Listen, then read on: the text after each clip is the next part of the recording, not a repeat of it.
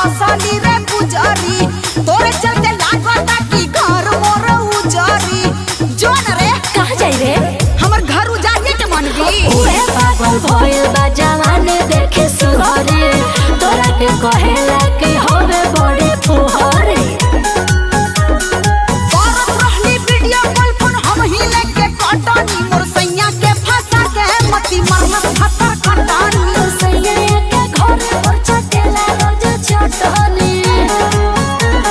जोरे गुजरी तू हमार घर उजाड़ तारी तोर घर भगवान उजरी है। जो तोरा सरापरा से हमके कुछो ना होई हम अहू प्यार कइले बानी खेलवाड़ ना बुझली।